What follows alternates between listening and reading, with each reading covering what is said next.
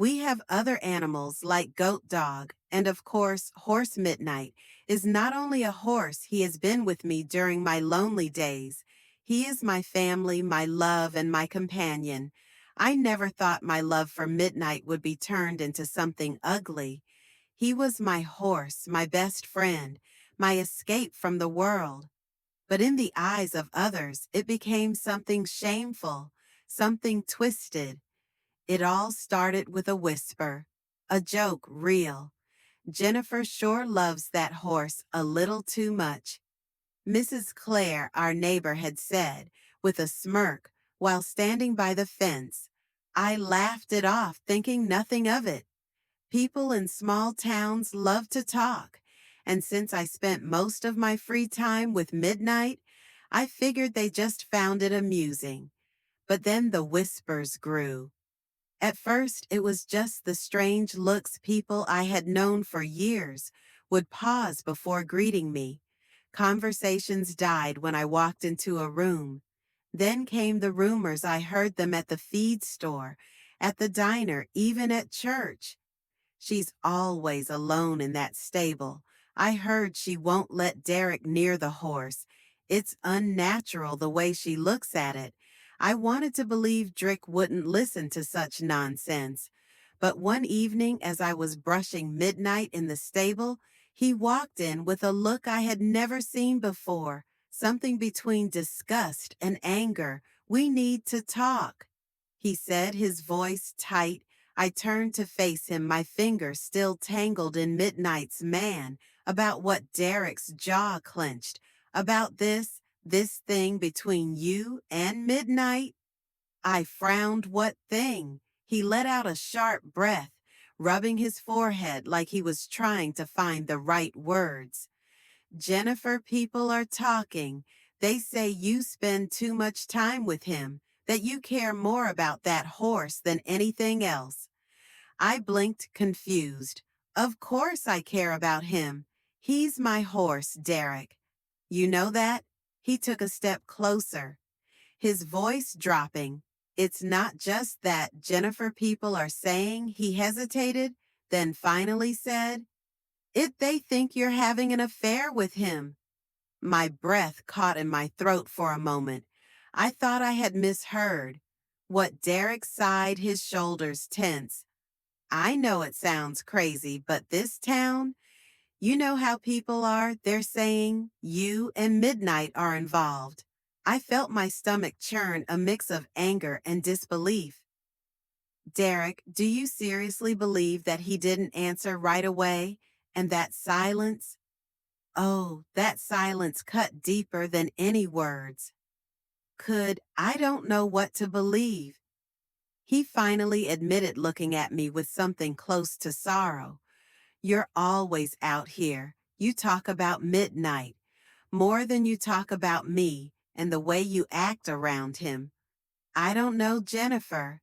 It's strange. Tears stung my eyes. Strange. Derek, I've had Midnight since he was a foal. I nursed him back to health when he was sick. I trained him with my own hands. Of course, I love him, but not like that. How could you even think? I don't want to think it. Derek cut in, running a hand through his hair. But it's not just one or two people, Jennifer. Everyone is talking about it. Do you know what it's like to have the guys at work asking me if my wife is sick? I felt a cold shiver run down my spine. This wasn't just some silly gossip. This was ruining me. I turned to Midnight, his big dark eyes calm as ever. He didn't understand the ugliness of the world. He just trusted me like he always had. I swallowed hard, turning back to Derek. You either believe me or you don't. Derek looked at me for a long moment, then shook his head and walked out of the stable. And just like that, my world started to fall apart the next morning. I stepped into town hoping to pretend that everything was normal, but it wasn't. The stares were sharper. The whispers were louder at the grocery store. Mrs. Clare stood by the produce section, her sharp eyes cutting through me like a knife. I ignored her grabbing a bag of apples, Midnight's favorite treat, but as I turned, I heard her mutter under her breath. She even buys treats for it, just like a lover would. I froze, my fingers clenched around the bag. A hot wave of shame and anger rushed through me. I wanted to turn around and scream to tell her she was sick for even thinking such a thing, but I knew it wouldn't help people. Like her, didn't care about the truth. They only cared about feeding the fire. I forced myself to walk away, but the worst part? It wasn't just Mrs. Claire at the checkout counter. The cashier Janet, who I had known since high school, wouldn't meet my eyes when she handed me my change. She barely touched my fingers like I was diseased. "Have a nice day," she said stiffly. I walked out, my heart pounding. I wanted to cry, to scream, to disappear. How had things gotten this bad? When I got home, Derek was in the living room staring at his phone. He looked up as I entered, and I could see the exhaustion in his eyes. "Did you go into town?" he asked. I nodded, setting the grocery bag on the counter. "It was awful." He sighed, rubbing his temples. "Jennifer, I don't know what to do." I slammed the bag onto the counter. "What do you mean? You don't know what to do? You should be defending me. You should be telling people that this is ridiculous." Derek stood up, his jaw tight. "I have defended you, but what do you want me to say?" "Jennifer, that my wife spends all her time in the stable whispering to a horse, but it's completely normal." I gaped at him. "Are you hearing yourself? You're my husband, Derek. Do you even believe me?" He hesitated. That hesitation hurt more than anything. "I don't know what to believe," he admitted, his voice quiet. "I want to believe you, but this town, they're not letting it go. It's ruining us, Jennifer." I clenched my fists. "No, it's ruining me with that." I grabbed Midnight's apples and stormed out to the stable. Midnight greeted me with a soft nuzzle, his warm breath calming my shaking hands. At least he still trusted me. I sat in the stable with Midnight, my fingers running absently through his thick black mane. The town's whispers had followed me home, and now the silence in the stable felt heavier than usual. Midnight nudged my shoulder gently, as if sensing my sadness. "You're the only one who doesn't look at me differently," I murmured, leaning my forehead against his neck. I had always found comfort in these quiet moments. Midnight had been with me through so much lonely nights, bad days, moments when even Derek didn't understand me. But now, the very thing that had once been my refuge was tearing my marriage apart. I heard the stable door creak open. "Derek." I sighed, not turning to look at him. "If you're here to accuse me again, save it." He exhaled sharply. "Jennifer, come on. I'm not accusing you." "Then why are you acting like you believe them?" My voice cracked, despite my best effort to sound strong. Dirk stepped closer, stopping a few feet away. "I don't know what to think," he admitted. "I know you love Midnight. I know you'd never do something like that." I turned to face him. "Then why do you hesitate every time I ask if you believe me?" Derek ran a hand through his hair. "Because you don't act like a normal horse owner, Jennifer." My heart clenched. "Excuse me." He sighed. "Most people don't spend hours every day in the stable talking to their horse like a best friend. Most people don't get defensive the way you do." I stared at him in disbelief. "You mean most people don't care? I mean, most people don't make it their whole life." He said, his voice quieter now. "Jennifer, it's like you need Midnight more than you need me." I swallowed hard. That's not true, isn't it, Derek? I search mine. When was the last time we had a real conversation? When was the last time we went out, just the two of us? I opened my mouth but hesitated. He wasn't wrong. I had been spending more time with Midnight than with Derek, but that didn't mean I loved Derek any less. I didn't realize you felt that way, I said softly. Derek let out a heavy sigh. I just want my wife back. Jennifer guilt settled deep in my chest. I had been so focused on defending myself that I hadn't thought about how this was affecting him too. I'm still here, I whispered. Dirk stepped closer, reaching for my hand, then show me. I hesitated looking at Midnight. He stood still watching us for the first time. I felt torn. Midnight had always been my safe place, my escape. But had I been using him to avoid my own marriage? I nodded slowly. Okay, I'll try Derek. Squeezed my hand. That's all I need. But even as I made that promise, I knew the town would let this go so easily, and deep down I feared neither would Derek. I couldn't sleep that night. I lay in bed next to Derek staring at the ceiling while his soft breathing filled the room.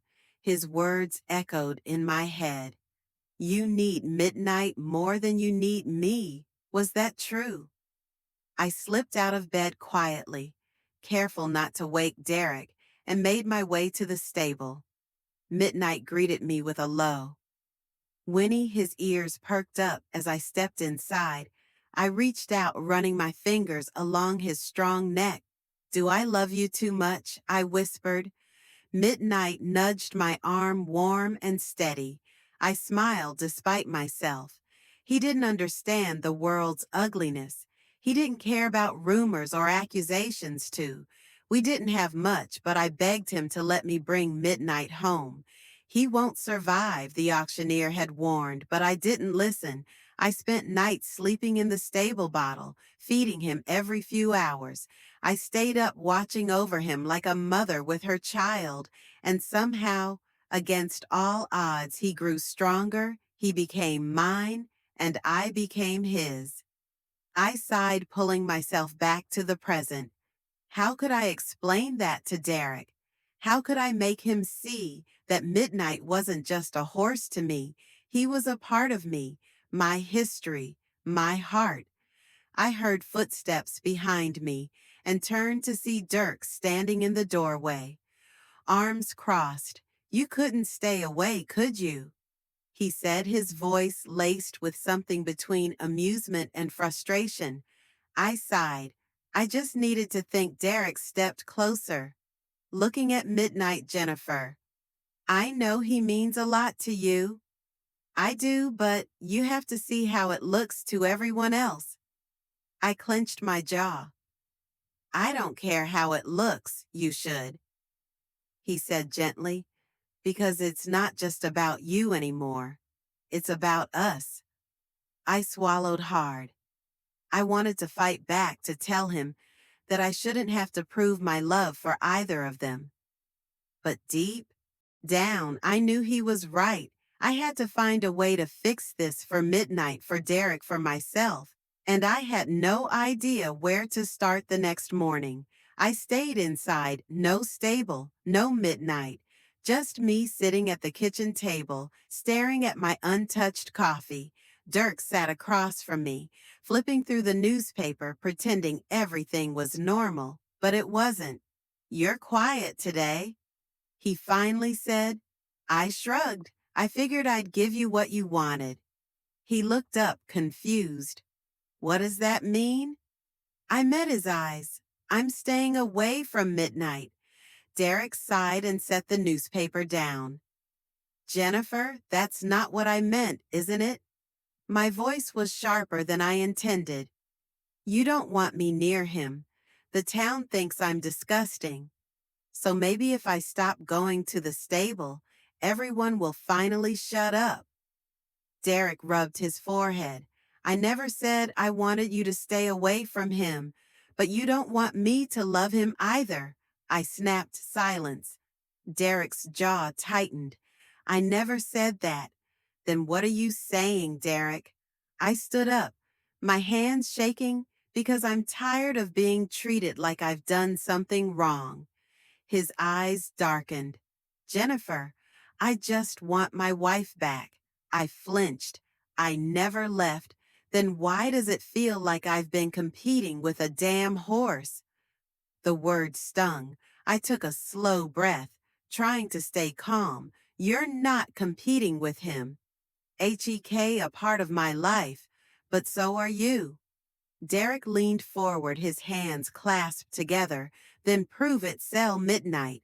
I felt my heart stop. What his expression was unreadable. If it's really just a normal bond, if it's nothing more than what a rider feels for her horse, then let him go. Show me that I matter more. I stared at him, feeling like the ground had just been ripped from under me. Midnight wasn't just a horse, he was my family.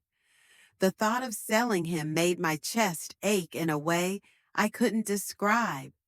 You're asking me to give up the one thing that's always been there for me, I whispered. Derek's eyes softened. I should be the one who's always there for you. Jennifer, tears blurred my vision. And you are, but he is too. He sighed, rubbing his face. I don't know if I can live like this anymore. I swallowed the lump in my throat. Then maybe you shouldn't. The words hung between us, heavy and dangerous. Dirk's face hardened. He stood up, grabbing his keys. I need some air. I didn't stop him. I just watched as he walked out the door, leaving me alone in the deafening silence. And for the first time, I wondered if I was about to lose everything. Derek didn't come home that night. I sat on the couch watching the clock tick past midnight, my heart sinking deeper with each passing minute. I should have called him. I should have fought harder, but a part of me was just exhausted by mourning. He finally walked through the door looking just as tired as I felt. His shirt was wrinkled, his hair a mess, and his eyes were red like he hadn't slept at all. Where were you? I asked, my voice barely above a whisper. He sighed, rubbing his face at a motel. My stomach twisted. Derek. I needed time to think. He cut in about us, about all of this. I crossed my arms and he let out a slow breath. Jennifer, do you love me? The question caught me off guard. Of course I do. Then why do you act like you love him more? His voice cracked slightly, and that hurt more than anything. I shook my head. Derek, that's not true. He exhaled sharply, then helped me understand. Because I see the way you are with him, and I don't just mean the time you spend. It's the way you look at him, the way you talk to him. It's like he's the only one who really knows you. Tears welled in my eyes because sometimes he is. Derek flinched. I took a shaky breath. I'm not saying that to hurt you.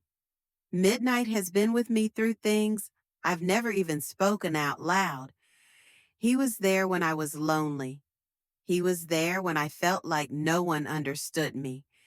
And yeah, maybe I talk to him more than I should, but it's because he listens in a way people don't. Derek ran a hand through his hair. But I listen. Jennifer, I wiped up my eyes. I know and I love you for it. But this town, they don't listen. They twist things. They take something pure and turn it into something ugly. His face softened. You never even got mad about the rumors. I let out a bitter laugh because I know who I am and I know who Midnight is to me. I don't need to defend myself to a town that's already decided I'm guilty. Derek looked away for a long moment, like he was processing my words. Then he sighed and shook his head. God, I was an idiot to doubt you, wasn't a tear slipped down my cheek a little bit. Yeah, he gave me a sad smile. Jennifer, I'm so sorry. I took a shaky breath. I just needed you to believe in me. Dirk stepped closer, cupping my face in his hands. I do, I swear I do. For the first time in weeks, I felt like I could breathe. Maybe the town would never believe me. Maybe they'd always look at me with suspicion. But as long as Derek was by my side, I could live with that. Because in the end, he was the only person whose opinion really mattered. Derek didn't leave for work that morning. Instead, he made us coffee and sat across from me at the kitchen table. It felt like the first real moment of peace we'd had in weeks. So he said, stirring his coffee, "What do we do now?" I let out a slow breath. I don't know. The town isn't going to change their minds overnight. Derek nodded, but that doesn't mean we have to let them control our lives. I met his eyes. You really believe me? His face softened. Jennifer, I know you. I let people get in my head, and I'm ashamed of that. But I know my wife, and I know Midnight is just a horse to you. Not just a horse, I corrected gently. He's family. Derek sighed, but this time it wasn't in frustration. I get it now. For the first time in weeks, I felt a weight lift off my chest that afternoon. I went back to the stable. Midnight greeted me with his usual nuzzle, and I smiled, rubbing his muzzle. I almost lost everything because of you, I teased. But I guess I can't blame you for people being awful. Midnight just flicked his ears, uninterested in the town's gossip. Derek stepped into the stable behind me. He really is beautiful, he admitted, watching Midnight. I turned to him, surprised. You've never said that before. Derek shrugged. I was too busy being jealous of a horse. I laughed, shaking my head. I still can't believe you actually thought, don't remind me. He groaned, but there was a smile on his lips. We stood there together watching Midnight, and for the first time, I felt like things might actually be okay. The town never truly let it go. There would always be whispers, always lingering, glances. But I learned to stop caring, Derek, and I grew stronger from it. We talked more. We spent more time together. He even started helping me in the stable, though he was hopeless when it came to actual riding. And Midnight, he was still my safe place, my best friend, my heart. But at the end of the day, when I walked back inside and Derek pulled me into his arms, I knew one thing for certain: I didn't have to choose. Because love, real love, was never about having to prove anything. It was about being understood. And finally, I was the end.